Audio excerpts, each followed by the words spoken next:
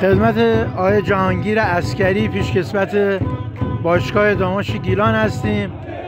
آقای عسکری سلام، نظرتون در مورد تیم داماش چیه و این بازی، چون پیشکسوت هر دو تیم هستی، تجربه بازی توی هر دو تیمو داری، میشنویم صحبتاتون. منم سلام عرض می‌کنم خدمت شما و هوادارهای خوب داماش گیلان.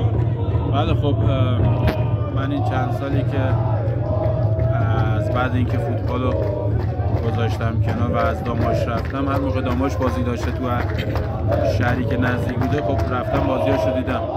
من پیکان یه 7 سالی بازی کردم، داماش هم 2 سالی بودم. بالاخره اومدیم ببینم بازی رو نزدیک ببینیم و اینکه امیدوارم که هر کدوم لیاقتشون بود تو این بازی نتیجه رو بگیرن. در کل دوست دارم حالا داماش ببینم. هوادارهای داماش از شما خاطره خوبی دارن، مخصوصا اون گلی که به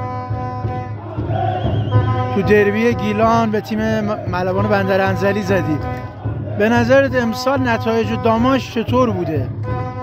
خب هوادارها همیشه به من محبت داشتن. این رفاقت، این دوستی 2 طرفه بوده. خیلی به من محبت داشتن، به من عزت داشتن، عزت دادن تو این فوتبال.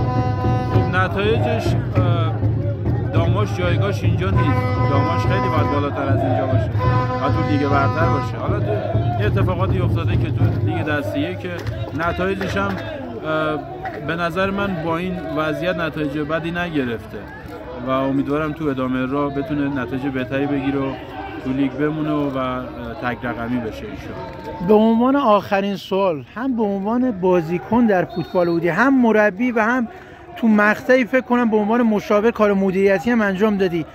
به نظرت چرا تیم‌های گیلانی علل خصوص داماش همیشه دوچار مشکلات هستن؟ به نظرت چه دلایلی میتونه دخیل باشه تو این قضیه؟ ببینید من تو استان گیلان تو 3 تا تیم بازی کردم. من تو چوگا بازی کردم، داماش بودم و شهرداری آستارا و شرایط تیم‌های دیگه‌ش هم خبر دارم. حالا ملوان الان تو این چند سال خیلی دارن بهش کمک میکنن. دوست دارم خب تیم‌های دیگه هم تو گیلان چه گناهی کردن، همونجوری که به ملوان الان دارن تو این 2 سال کمک میکنن. نماینده گیلانه، این تیم‌ها هم نماینده گیلانن، مخصوصا داماش نماینده شهر رشته. داماش خیلی خدمت داره، خیلی بیشتر باید بهش اهمیت بدن، ولی متاسفانه نمیدونم چرا این اتفاقات میفته. شهر به این خوبی، استان به این خوبی، هوادارا به این خوبی. من نمیدونم چرا مسئولین، نمیدونم بگم مسئولین مقصرن، هر کی مقصره من نمیدونم والا چرا کمک نمیکنن. منم سواله تو این چند سال، وگرنه خیلی از تیم‌ها همین پیکان من 6 سال و نیم 7 سال توش بازی کردم، واقعا حسرت هوادار داشتیم، ولی تیم‌های گیلانی همه پر هوادارن، پر طرفدارن. نمیدونم چرا مسئولین کمک نمیکنن. امیدوارم که این جمله رو همیشه میگیم امیدوارم که مسئولین یه کمکی بکنن، ولی اتفاقی نمیفته.